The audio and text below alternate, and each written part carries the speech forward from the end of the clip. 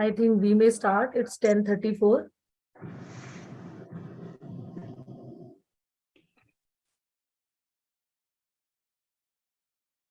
A very marvelous good morning and a very warm and extended welcome to our distinguished speaker of the day, Professor Samit Kumar Mandal, along with all the eminent professors present here and to our virtual audience.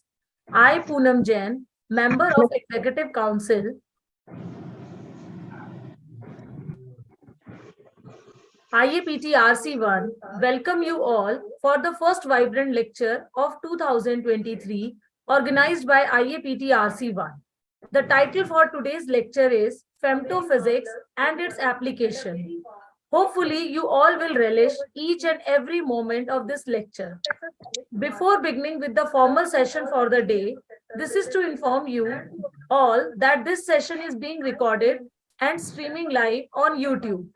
Participants are requested to post their questions related to the lecture in the chat box, which will be taken up at the end of the lecture. Also, I request all the participants to mute their mic during the session for the smooth conduct of the event. Without further ado, I request Dr. Yogesh Kumar, Secretary IAPT RC1, to welcome our distinguished guest and give introduction about IAPT and its activity. Over to you, Yogesh, sir.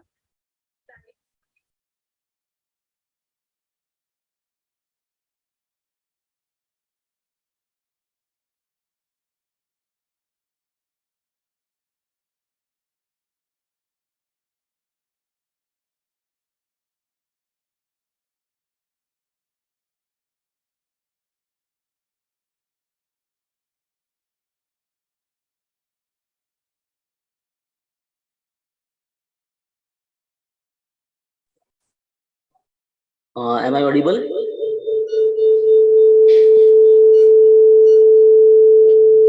Yes, you are. Good morning, everyone, and wishing you a very happy new year. On the behalf of IAPT, I, Yogesh Kumar, Secretary, IAPT RC1, welcome our eminent speaker, Professor Samit K. Mandal, sir. We are delighted with the presence of our special guest, Professor P.K. Ahluwalia, sir.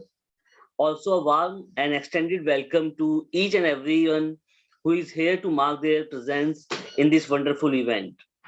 I welcome you all to the first lecture of the year 2023 under the banner of IAPT Delhi and Haryana region.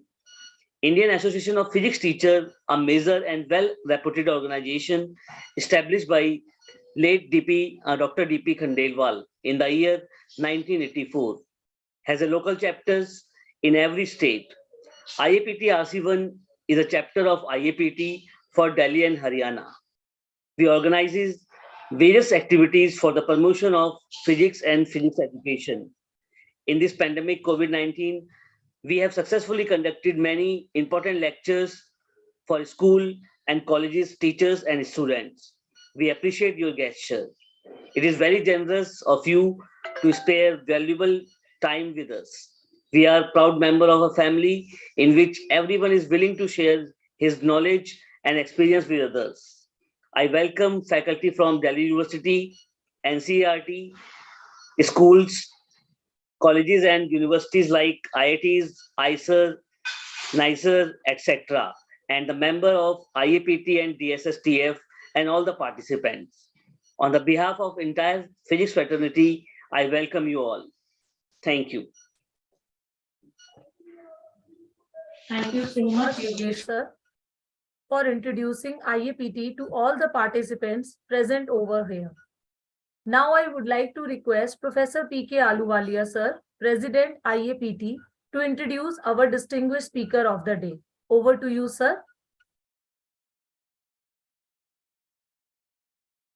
Sir, you are on mute. Okay.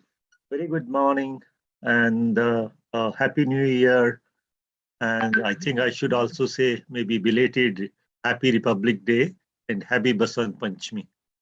And it's my proud privilege today to be part of the first Zoom online program of Regional Council 1. I am always, very keen to come to attend RC1 programs because I believe that you have set the bar very high. And that is evident in the presence of our very distinguished speaker today, Professor Samit K. Mandal. And I think he needs no introduction, at least in the RC1 region, and also at the level of Indian Physics Association. He is the joint secretary there, and IAPT is also part of that, Professor Samit. So I'm glad that we are meeting on this platform today and going to listen to a very, very interesting talk. I'm really excited by this talk which you are going to give. Just for the audience, let me tell you that Professor Mandal is a senior professor of physics in the Department of Physics and Astrophysics, University of Delhi. And as I told you, he is part of Indian Physics Association also. He is the joint secretary there. So we are looking forward to very many interactions between IAPT and Indian Physics Association. Professor Mandal has research interests which include nuclear structure of exotic nuclei, reaction dynamics, nuclear instrumentation, gas detector, and nuclear astrophysics. And you can see the kinds of areas in which he's working. That is the reason that he has picked up a very interesting topic around femtosecond, which is 10 raised to the power minus 15 seconds. He has a very vast experience of working with the stable and radioactive beam facility in India and abroad. He is a member of several scientific, academic, administrative committees in India and abroad. He is a spokesperson of active target collaboration under FAIR New Star project and coordinator of India FAIR New Star India collaboration. He has published more than 300 articles in refereed journals and international conference proceedings. He has attended 150 plus international conferences, national symposia, workshops, and meetings. He has delivered around 100 invited talks in India and abroad. He is a member of several national and international collaborations, namely PRESPEC, Agata, FAIR, INO, NAND, INGA. Very interesting abbreviations. He has successfully supervised several doctors or students and MSc dissertation students. Professor Samit, when I was looking at the topic on which you are going to speak, femto is 10 raised to the power minus 15 meters. And I was knowing about what people do in chemistry. And lately I came to know that something is very interesting happening around the interface of graphene and molybdenum disulfide as far as femtophysics is concerned. But the best part of nature is that when nature does something, it does that at a great speed. And it happens in such a small interval of time that it is a challenge to really detect that and see that. But the human ingenuity has really given us those kinds of visions which we had never dreamt of. We all are looking forward to your very enlightening lecture today.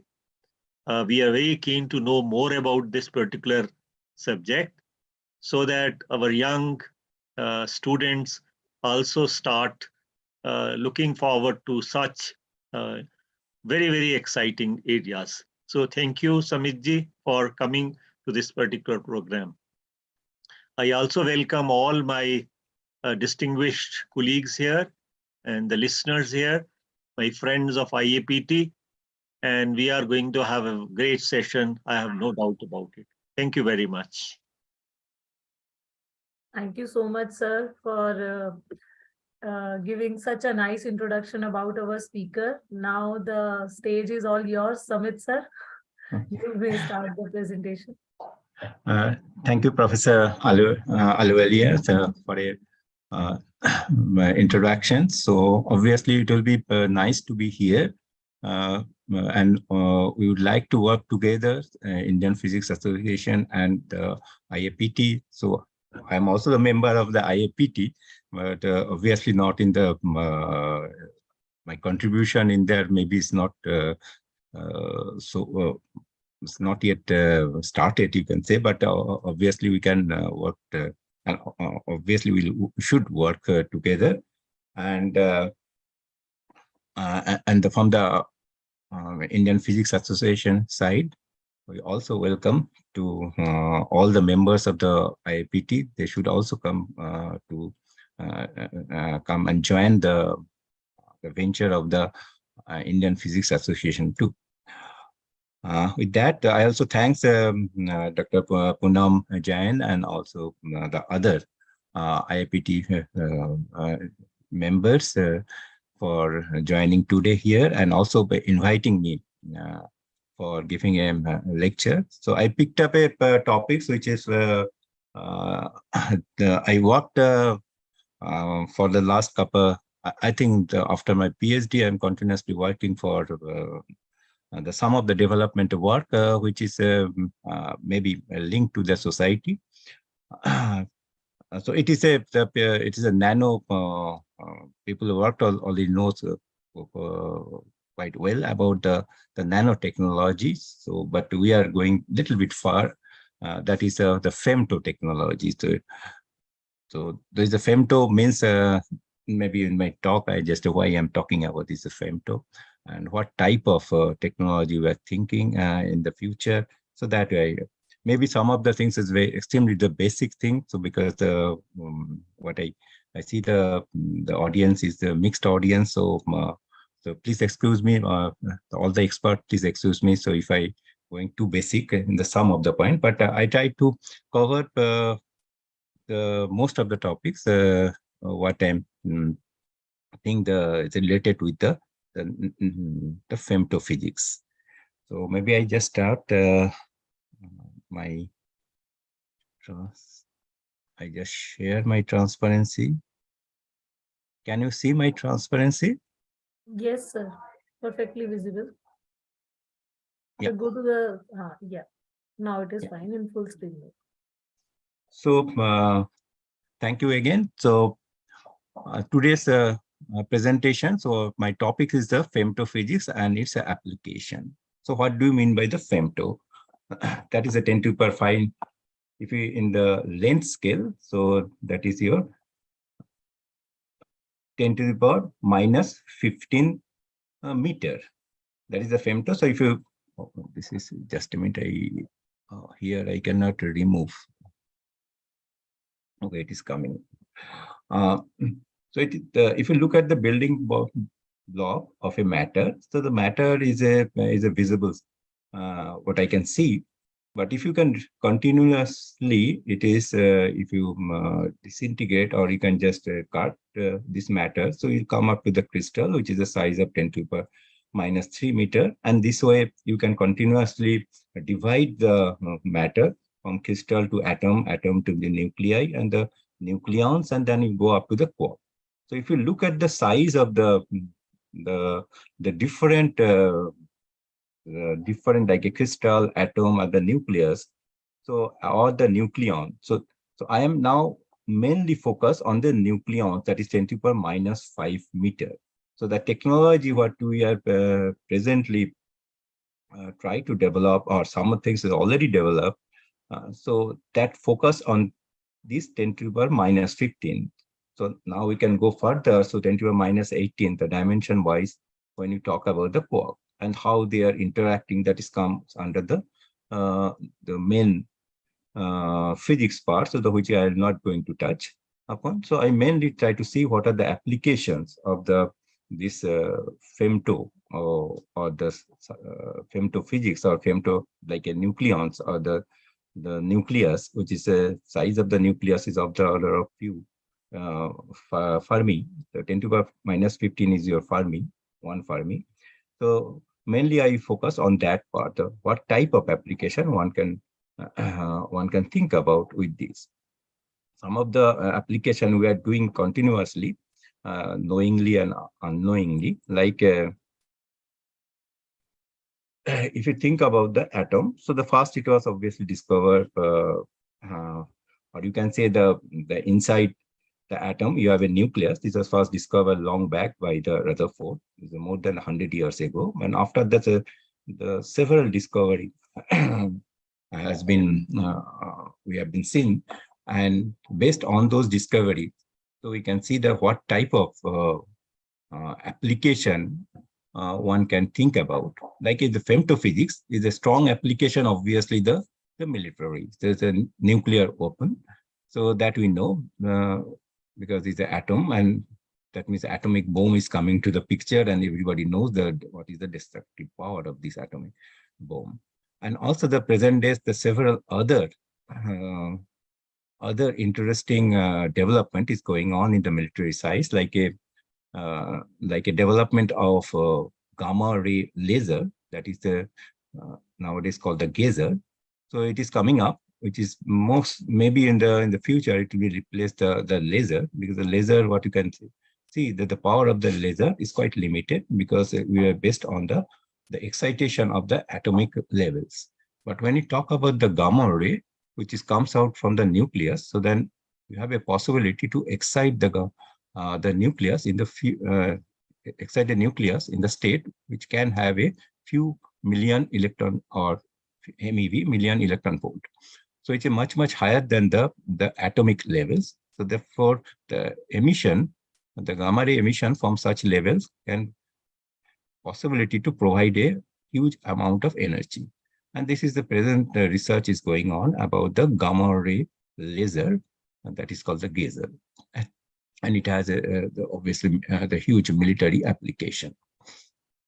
That are obvious.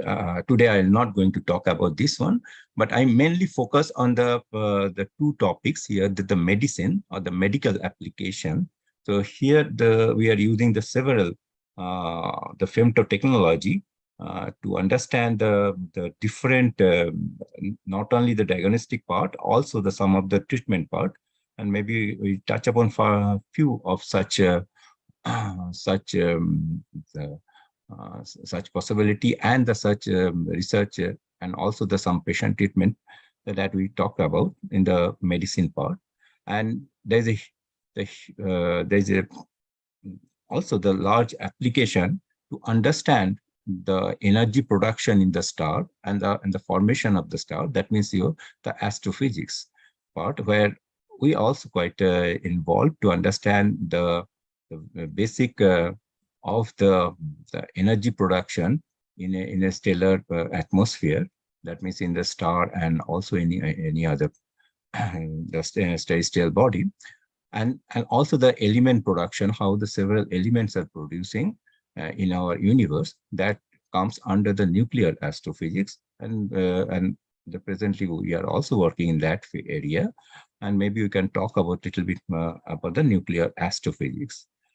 And also there are several other application, like in the archaeology, the dating. That means there's a possibility, there is a lot of work is going on to understand the age of a different age of a different sample, which may be in the 2000 or 3000 years ago. So, and try to see whether what is way to find out their actual age. So this is also used the nuclear technology or the femto technology to extract the information about the age of a different species. And obviously that is another important application, that is the material science application. The several material science research is going on based on the nuclear technique, like XRD or X-ray fluorescence, and they use the nuclear technique or the detector systems. So maybe I will not talk about that this present forum, because most of the people who are working in the material science or the solid state physics, they are already aware of this. and obviously the femto technology used in the nuclear and the particle physics research. And nowadays, the mega facilities are coming up where people are trying to understand the different aspect of the nuclear structure, nuclear reaction dynamics, also the particle behavior and the production of the particles at the extreme high density and the extreme high temperature. And also sometimes you have considered the extreme isospin condition. So maybe but today's I main focus will be the medicine and some part of the astrophysics. So what are the applications I can see in the medical field? So the first comes to the computational tomography. So people are continuously using the nuclear technique to understand the different anatomical and also or to produce a different type of like an anatomical imaging or the functional imaging. So computational tomography mostly used for the anatomical, the imaging is, I mean, that means your accurate visualization of the any interim structure of a sample here may be the human body or some of the animal sample I can consider here, and their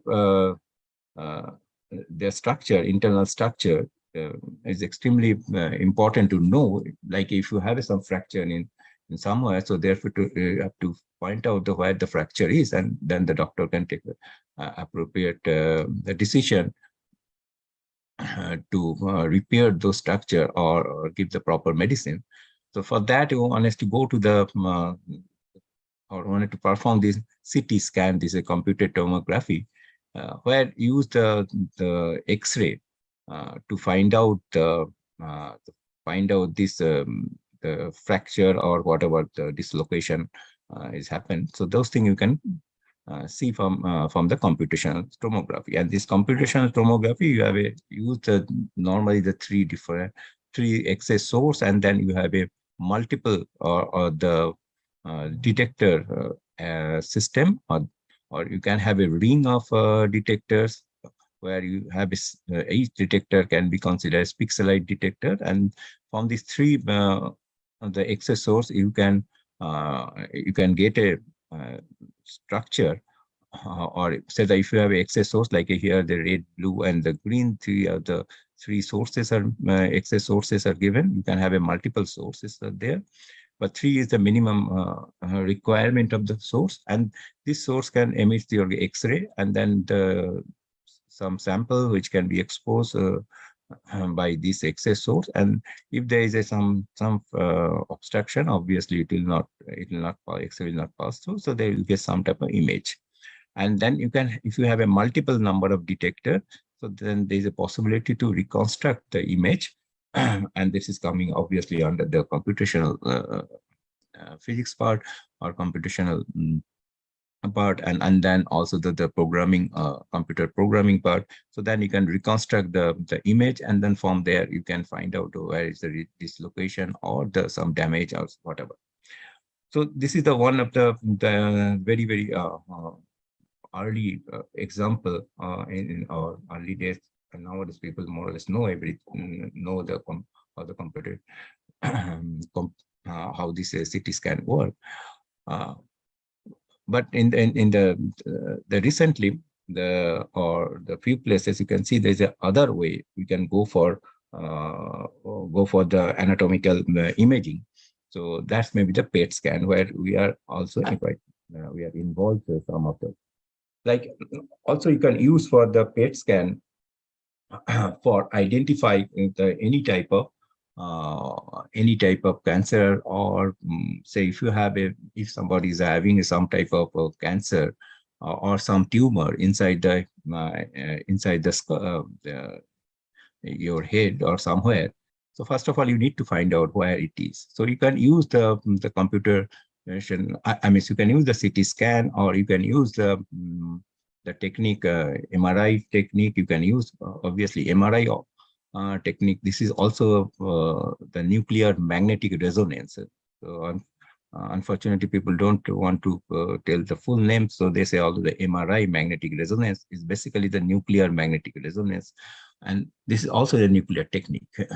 But they can use those technique and to find out where is the where is the cancer your cell there. Well, no, that is a it is near to the skull, or maybe like here you can see this is a human body, and some cancer cells are here. So you can use the to find use the CT scan or any other technique, anatomical techniques, to or the functional imaging technique to find out, and also to know about the, because in the functional imaging you have to quantify the the physiological processes that are taking place without influencing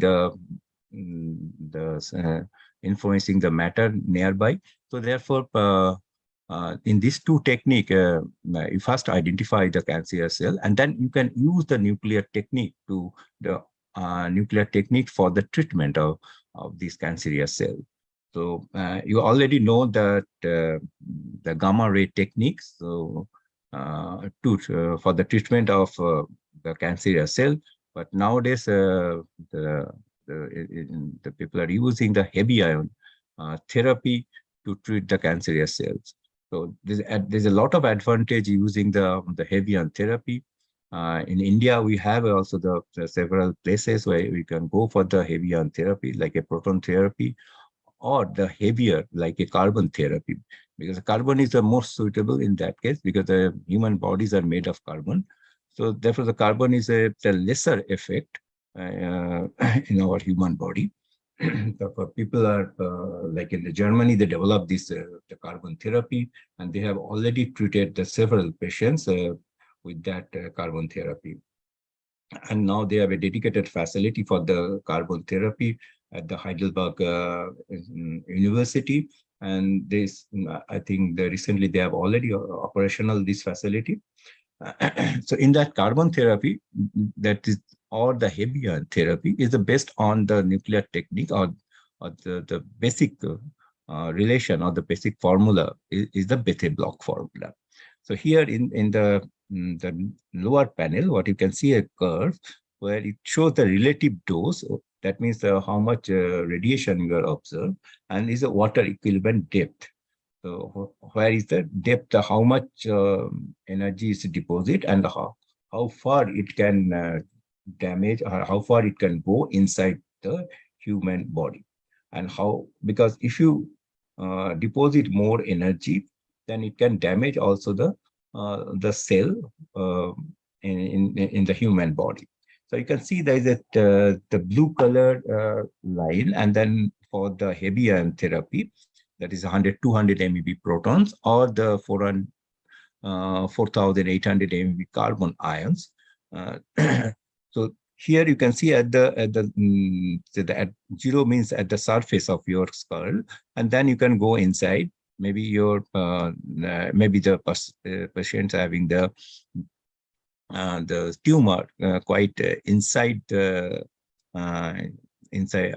I mean, a few centimeter or few millimeter away from the skull. So you can choose the how much where you can find out the where the where the cancer cell is are sitting there. So there, accordingly, you can choose this energy. What is whether it's a 200 MeV or you have 4,000 MeV carbon, that you can choose, depends upon the depth. So now we can see if you use the heavy ion therapy, that the energy loss is more or less minimum near the skull. But when you go on deeper and deeper, the energy loss also increases. So this particular the phenomena, this energy loss phenomena, is you can calculate or we can estimate based on the Bethe block equation. And but if you consider the other therapy like electron therapy or any other therapy like X-ray or gamma ray therapy, then you can see the energy loss takes place mostly at the surface of the surface of the the skull. So therefore, it will damage the entrance of this trajectory. So, and hence it will damage the several live cells, which is actually create a problem, because that's why you see the several side effect if somebody has undergo the chemotherapy. But this thing can be removed easily by using the heavier therapy. So therefore, the several proton therapy machines are coming up in India. I think there's one of the companies working, that is a Samir, and I think is in the Bombay. Bombay-based companies that they are working at, they're developing this the proton therapy machine in India. And how it is work. So if you look at the bit of this formula, so this is normally the Bethe block formula. I'm not going to detail of this one, this Bethe block formula. So you can see that it depends on the several parameters. Some of them depends on the incoming radiation or incoming heavy ion mass and the charge, and some things that depends on the density of the matter or the host matter. You can say in that the red color I can segregate it in the absorber media, and the blue colors is the fundamental constants are there, and then incident particle by black color. So those are the parameters you can optimize to find out the energy loss, and also you can find out where after knowing where the cancerous cell is, and then you can optimize your energy deposition accordingly.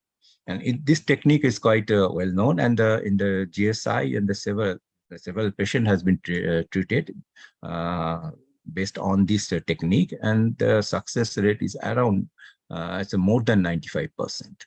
So it's a huge success rate.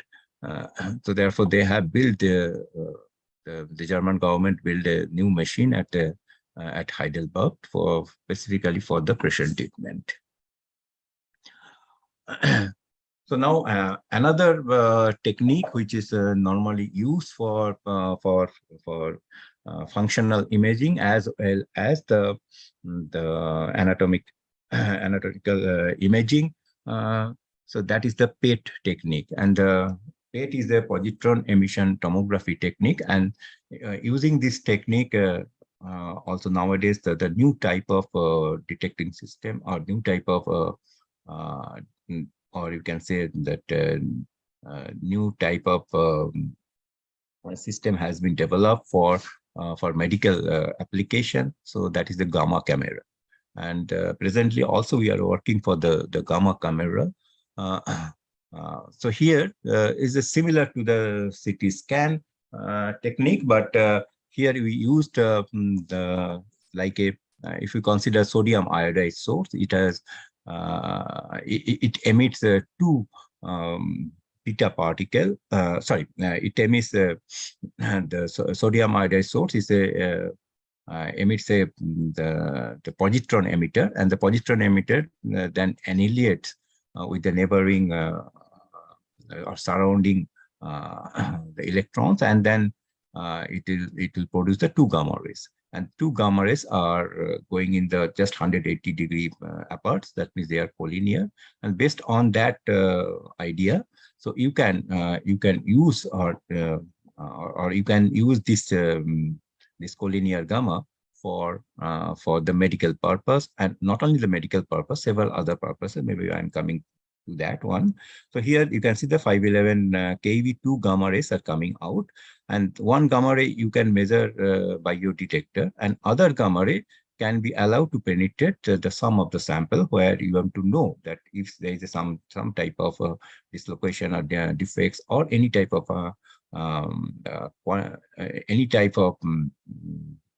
the diseases are there, because you have a possibility to do for the functional imaging here.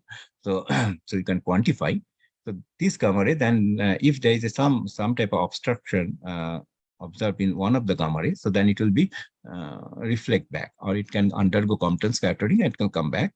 And then you can reconstruct based on this gamma, which is actually reflected. You can better to say reflect here, reflect back. So then based on these two, you can reconstruct the trajectory, and then you can reconstruct the image of this. So some of the image are showing here. You can see the PET image of a human body. So there is some of the places where you can see the maybe some there is different spots that's showing that it's maybe the possibility some type of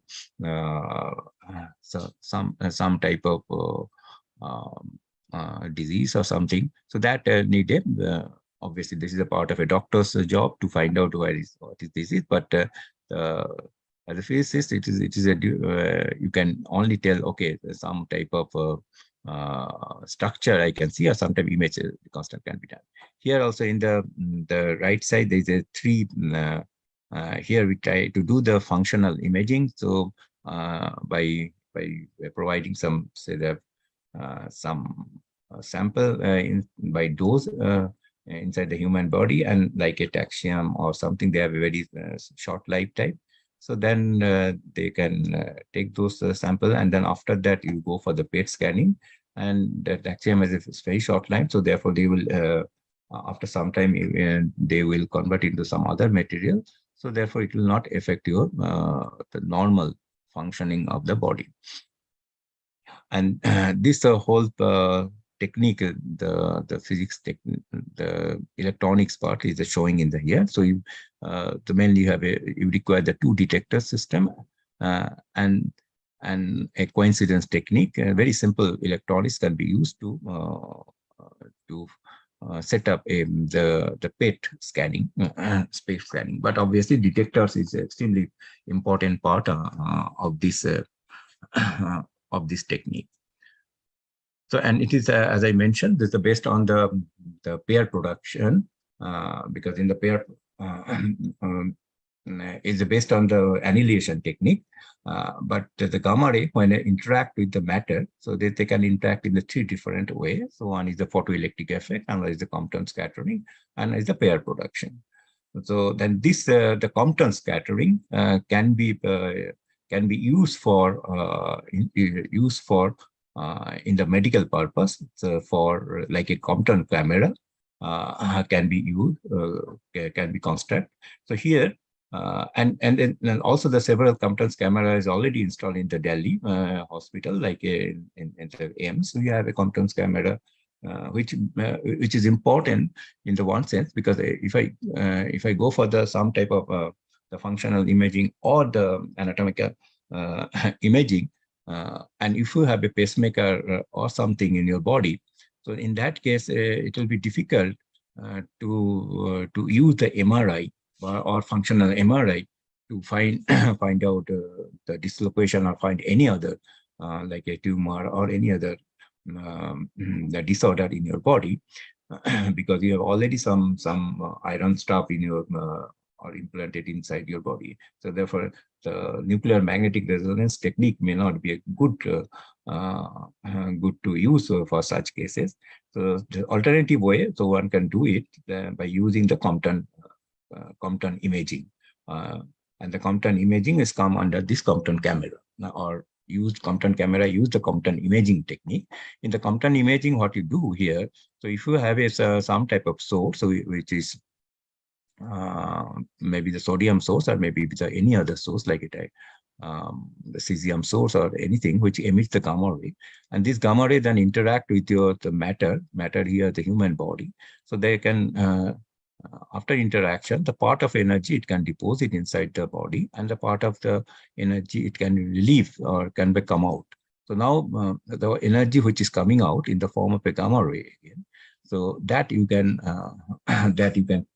trap, and then from there whatever information you can get, so that can be used for to find out the image, or you can reconstruct based on this gamma ray what you are detecting.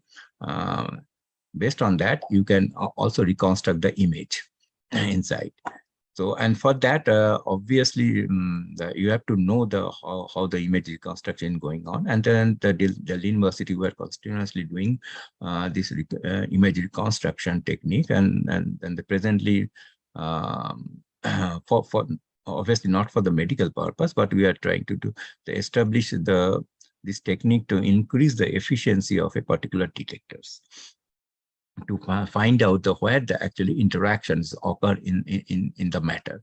Like when I talk about the gamma ray comes and interact here in the E1, it will deposit some of the energy, and the E1 some electron will release, and also the part of the gamma is come in the form of a E gamma 1. So and where this interaction is occur, so that depends upon several factor. That means what is the probability of interaction and which angle it is coming. So based on that, you can and the main problem in the gamma ray, because you're not able to see where the interaction occurs, so you have to do it in the different indirect way to find out the interaction position. So normally it's done with the Parship analysis technique, where you can get the interaction position. And if you know the interaction position, then you can reconstruct the trajectory of the emitted gamma ray after this interaction, and also the before the interaction. So on that basis, one can also actually reconstruct the image of the interaction point. So this technique nowadays are using in the medical purpose, and that's why I say the gamma camera is technique which is used in the. But here the people are using the mostly the sodium iodide detector to and pixelized sodium iodide or lanthanum bromide detector. So then you can localize the interaction. If you have a segmented one, small segment, few millimeter, so then you can localize. But in the future, what we are trying to do is in replacing the scintillator detector by the germanium detector, we have a better resolution. So then it can improve the image reconstruction efficiency, and also the quality of the spectrum what one get from the gamma from the Compton camera. So this technique, the gamma camera technique, or the PET technique, you can say the PET technique can also use for the several other purposes. Like there's a few things what we did it, that like if you have like this, the particular technique also used for the find out the mines in the part of Germany. Because in the Second World War, the several mines was laid throughout the Germany and also several part of the Europe. So, and then the German governments want to know that where those mines are. So therefore, it was given to the part this. Because you can do it by using the person, like one soldier is going and they're using the normal detector, and then they try to find out. But it's a laborious process and the time-taking process. And there's a possibility, because sometimes there's a possibility of the or some type of life risk is there, because when you try to go and search for the mines. So therefore, alternative techniques. So we developed at the GSI, our group was developed. And they tried using this PET techniques, where you can see some of the images we try to see here. It was we buried some of the screws and the coins inside in I think few meter from the soil surface, and then try to use this technique. So here what we did it, what we did here, you can see the one sodium 22 source was used, and sodium 22 source can emit the two gamma rays. One is the 511, and other is also 511, but they are collinear, and use this collinearity concept. So one detector, then one detector system, which is a pixelized detector system, which is presently we are also have at Delhi University. We have already working for that.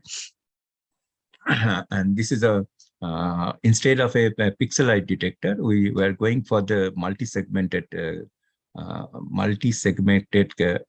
photomultiplier tube, and detector was using for the LISO crystal, is a single crystal was used, and the coupled were, and then we can place it at the top surface, and then if you have something at the so a few meter away from the earth surface, some of the screws are all already planted, and try to find out the image based on this the PET technique.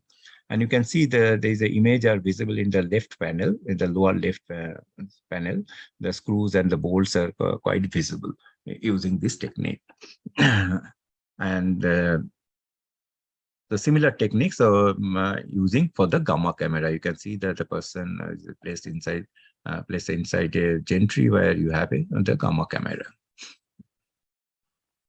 So this is what we have developed at the Department of Physics. So here we are trying to do the similar type of thing. So by using the LISO crystal, replacing by the segmented detector, sodium detector, by a LISO crystal, and then we have the crystalline crystal. We have a segmented detector. This is obviously the from Hamamatsu we took it because they only produce such type of segmented photomultiplier tube. And with that, we try to create the image of the object. And this is what recently we also published this one. And the next femtophysics there is a potential to work potential for the femtophysics in also the energy storage sector. So there, like we have a battery, so several type of batteries, so they all are based on the chemical. And nowadays you heard about the lithium ion batteries. So because this is are using for the several automobile industry to power your car. But in the future, what we can see that this all type of battery can be replaced by some nuclear battery. There's a lot of development work is going on, and there is some breakthrough to achieve in 2019. But this is mainly in the femtophysics. Do we have the different way you can store the energy? So the one way we can release that stored energy, that is a photovoltaic technique, or the beta voltmeter, photovoltaic or the beta voltmeter, and also you can use by isomeric technique. So here in the upper panel, so the Russian group, they actually they found that they can use the beta voltmeter technique for releasing the energy, but obviously they have not achieved very high amount of output. But what they can see, the output they can get microwatt. But this technique is quite successful in that sense, because it's work in a very clean atmosphere. So therefore, it's a clean, much cleaner energy. And nowadays also several pacemaker people are using the nuclear battery, or in some of the satellite people are powering some of the electronic instrument using the nuclear battery. So but this is very at this moment is a very early stage, you can say. But in the future, there's a possibility to increase this output wattage is many fold. And there's several research is going on at the very but that is a very early stage, you can say. As for the basic physics wise, it is quite clear. But as for the technology development side, that is still lacking. But people are trying, like by different technique, like a isomer. This is an isomer technique, because isomer is there some of the state of the nucleus where you can store sufficient amount of energy. Like one of the isomer is the K isomer, because there's a different type of isomer represent in our universe. Some of the isomer, that means some of the nuclei stay in a little bit higher excited state.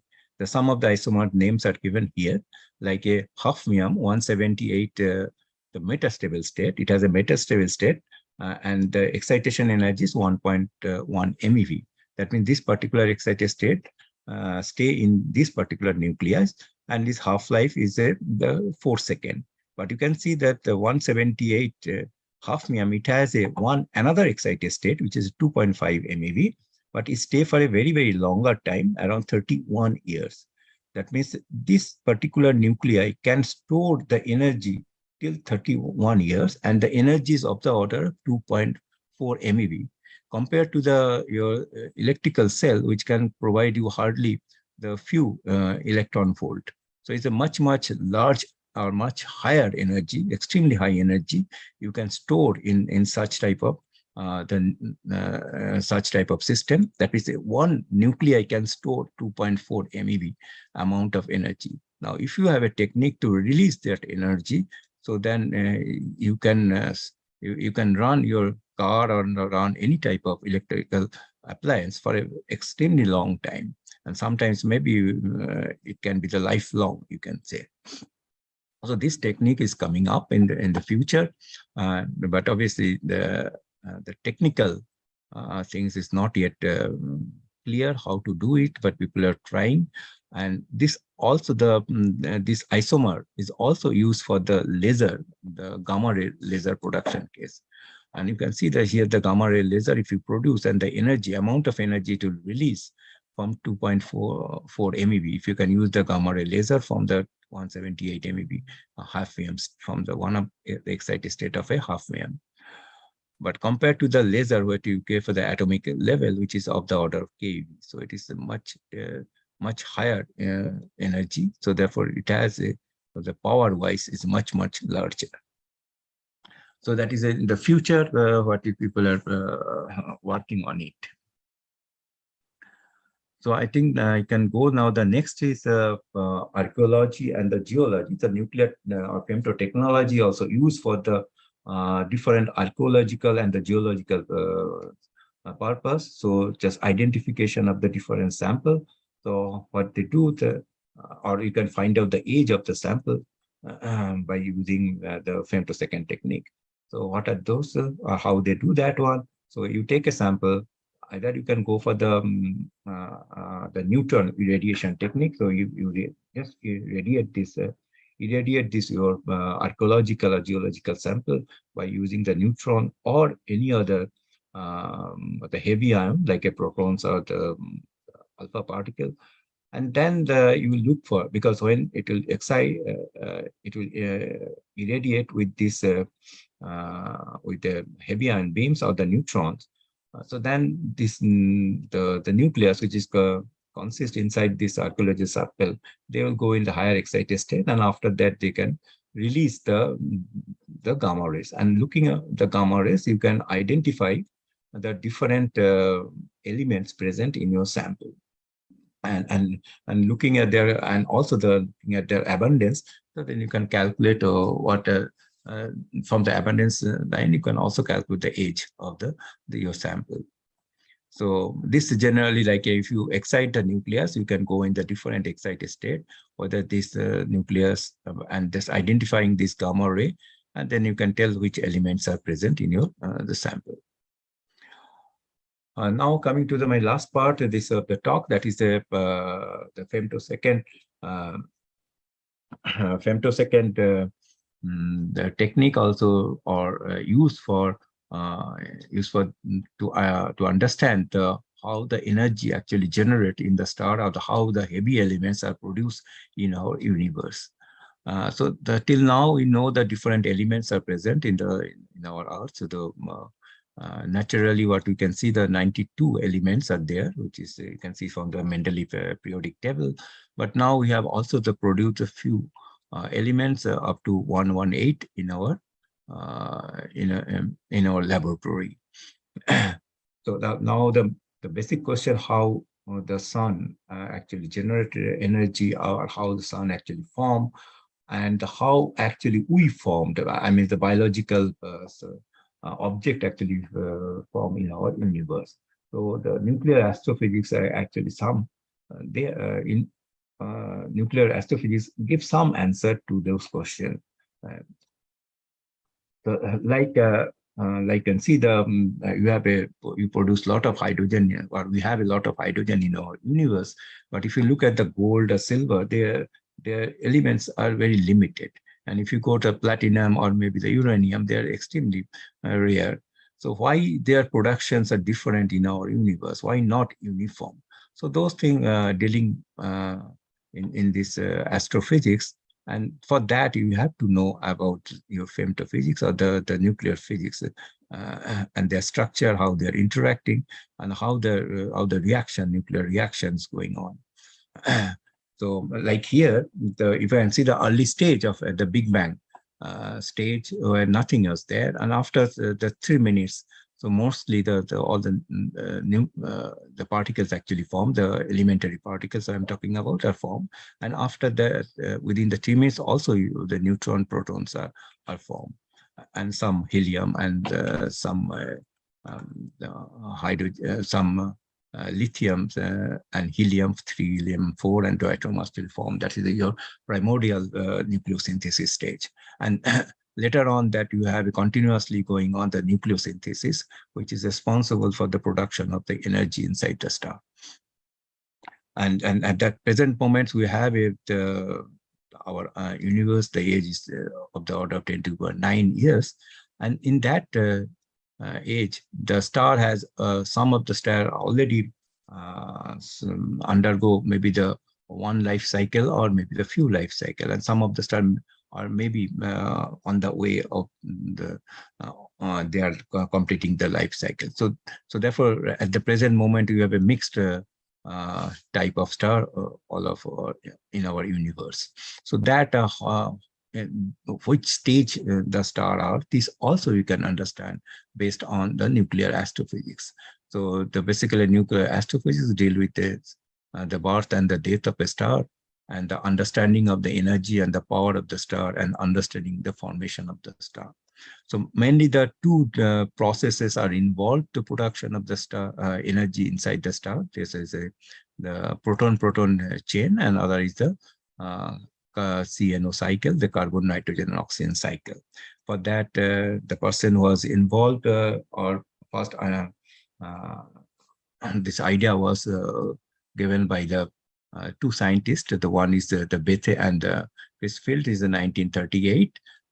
This is a PP chain, and later on the Bethe and the von Weizsäcker, 1938, they introduced this concept of the CNO. And for that, the Hans Bethe was given the Nobel Prize in 1967 for understanding of energy production in the star based on the PP cycle. So, but then what are my ingredients? So, okay, that's the star is producing, but how we are actually formed. So that is also interesting to know, because in the beginning of the Big Bang, or at the time of Big Bang, we form in this type of nuclei, like what I mentioned here, the hydrogen, helium, then helium-2, deuteron, and the lithium-6 and 7 is at the primordial stage it was formed. But there's no question of a carbon. So how the carbon was formed, because the most of our the body actually formed because of the carbon.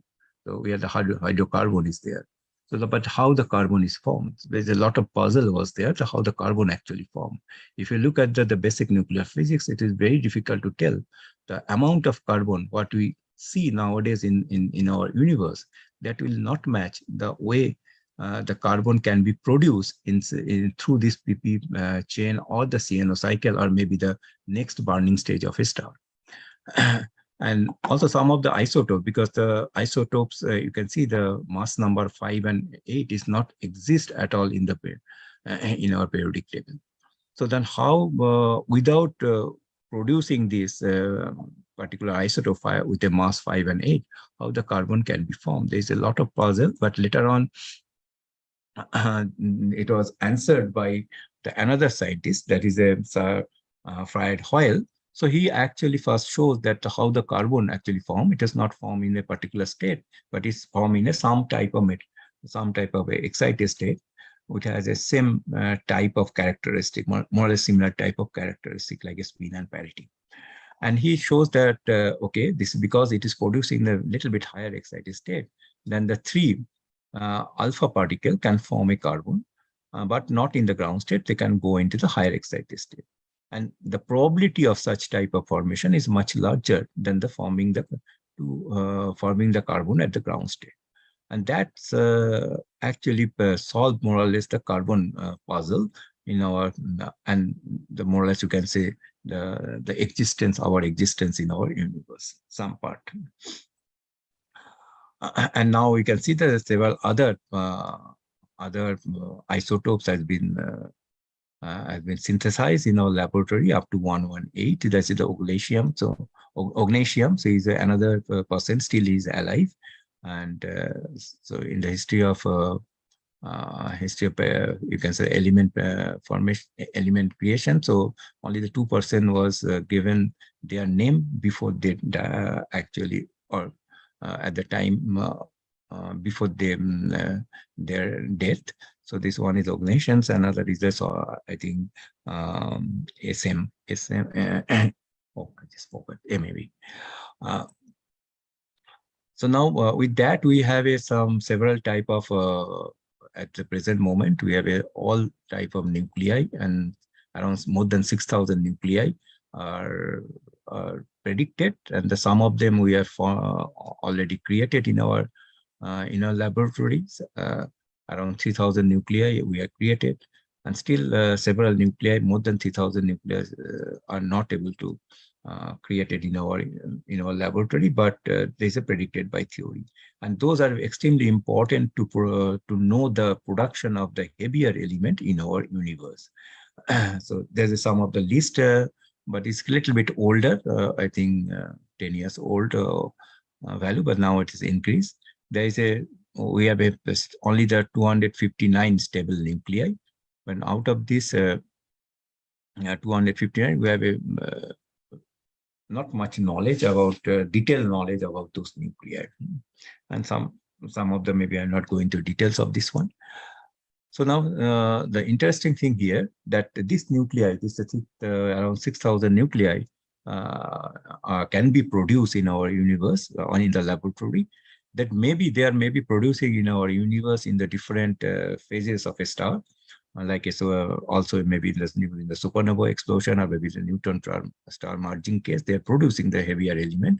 But still, we don't know though where this actually the heavy nuclei are producing in our universe. This still it is not known, and the processes is now understood. What are the processes involved to production of such heavier nuclei, and like the pre-process, R process, S process, those are the processes are involved. There's a rapid proton capture, there's a P process, rapid neutron capture is the R process, and the slow neutron capture is the S process. Those processes are involving in production of the heavier elements in our star. Maybe with that, here some of the, you can see that the Big Bang stage, we don't have any elements, but at the 2 days we have several elements, and this still is not known where the production actually, where the site, it can be the supernova, it can be the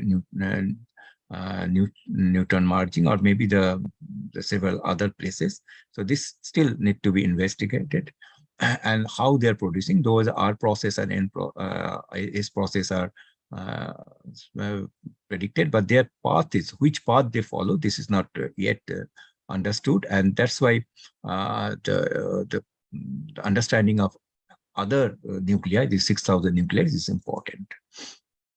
And some of the things what maybe I can drop this part, and some of the recent places where one can actually study, which is are showing well with a radioactive beam facilities, so people can study such type of the processes, and some of the places are shown here in the all of the world. Some of which are the new facilities are coming up. Some of the old facilities are there, and they use the radioactive beam in the different techniques. So and this radioactive beam can be used to understand the different heavier element and their production mechanism. And new facility which is coming up, and which I am the part of this facility, so some type of advertisement you can say. So, and India is also the partner of this facility that is called the FAIR facility for antiproton ion research. And India government is a partner of this facility. You can see the so many countries are involved and their institutes are there.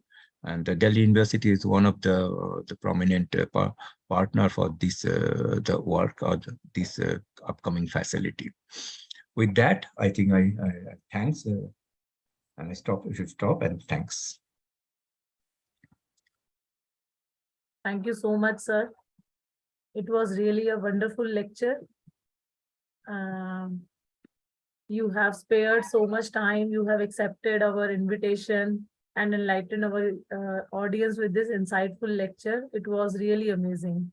Now the session is open for the question. So I seek your permission, sir, to conduct the questions. Yeah, sure. Yeah. So first question is by Dr. Malyaj Das. He want to know some recent application of femto technology in the area of communication like WDM and GVD. Communication case, I have a very limited idea in that sense, because till because the most of the region, because the gamma ray region or the very extremely short wavelength region, it will be obviously reflected by the different layer of our atmosphere.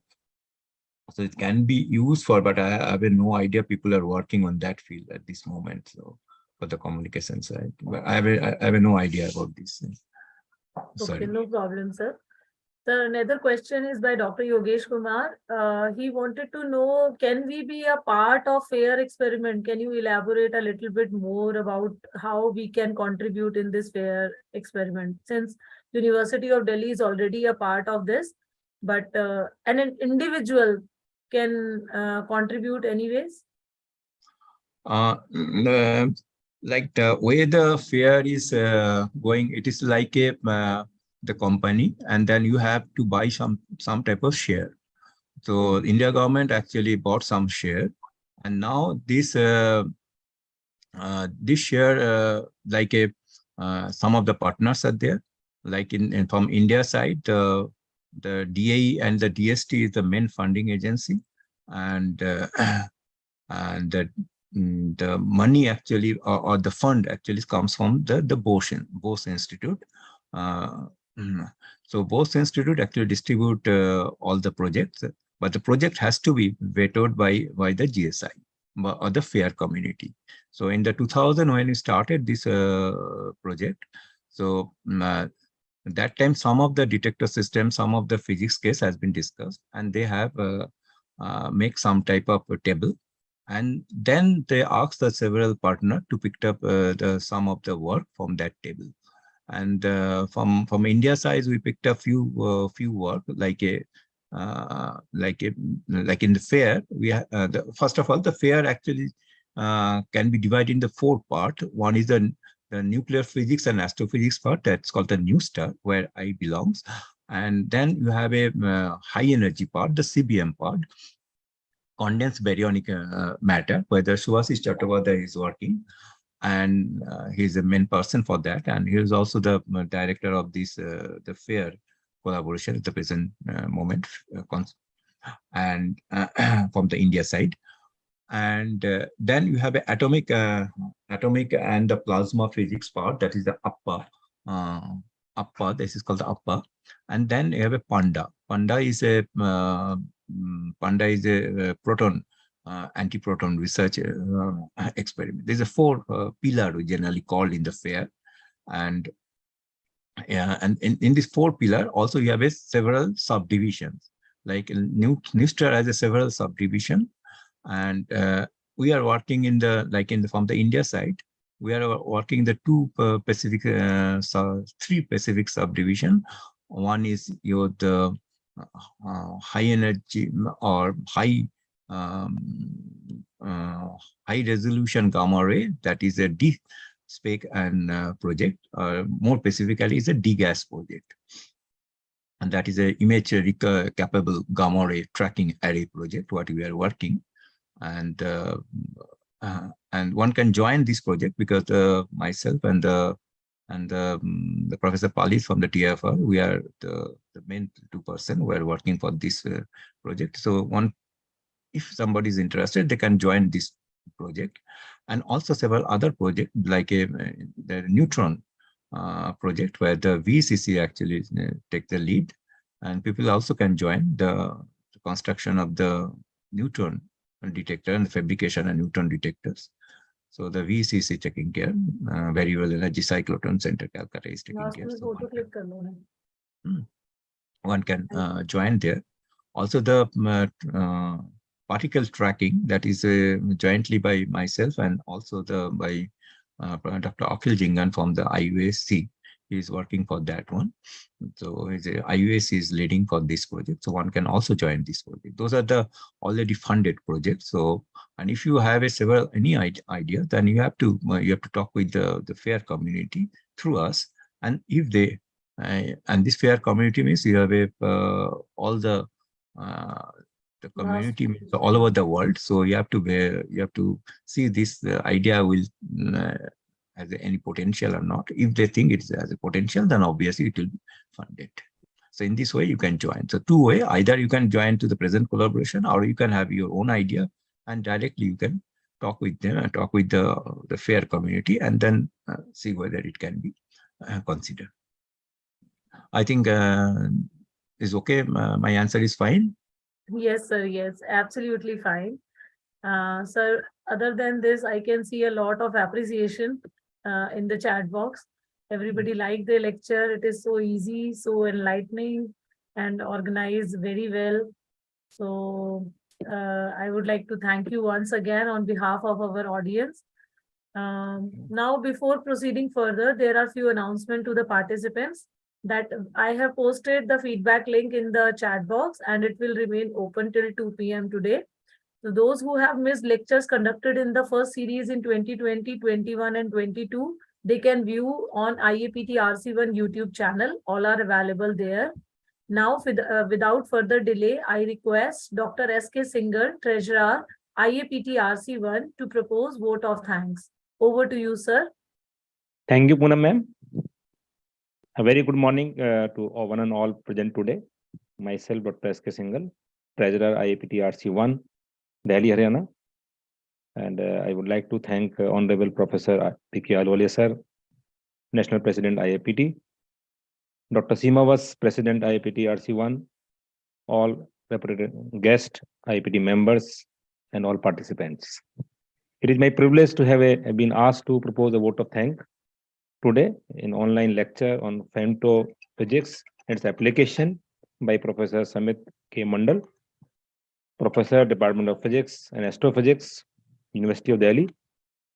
On behalf of IAPT RC1 and entire team, I extend my very hearty vote of thanks to Professor Samit K. Mandal sir for presenting wonderful work and sharing us his valuable finding on femtophysics in medicine and astrophysics.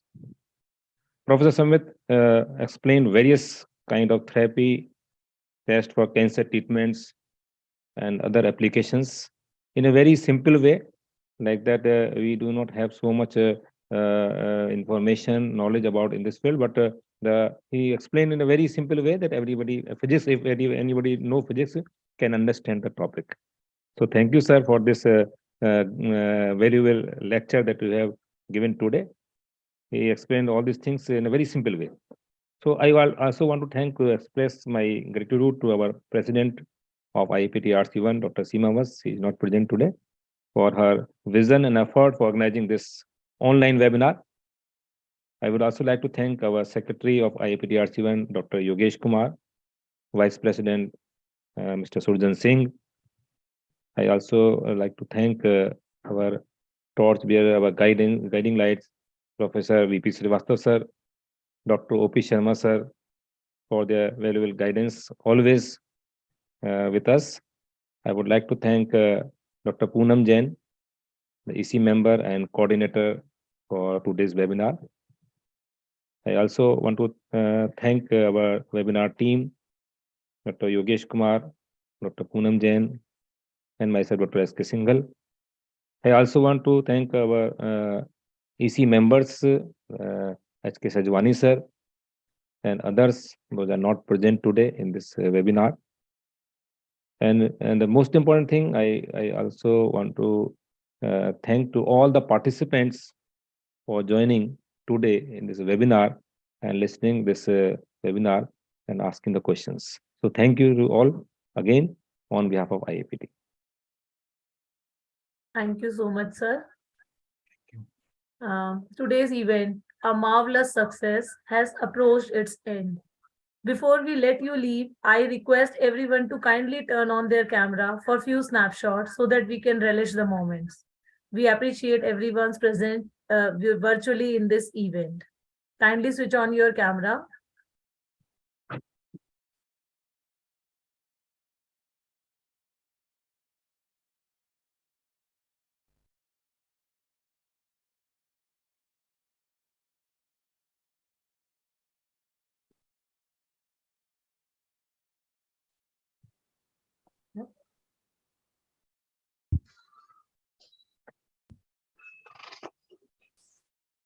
Thank you so much, everyone. Thank you. Thank you. Thank you, everyone. We'll see you soon with great enthusiasm. Till then, stay home, stay safe. Thank you, Mandal sir. Thank you, Thank Aluwalia sir. Thank you, Singhal sir. Thank you, Sejwani sir. Thank Those who are not present today because of some personal meetings and personal endeavors, thank you so much for guiding us. Thank you, audience. Thank you to all. you, sir. Thank you, everyone.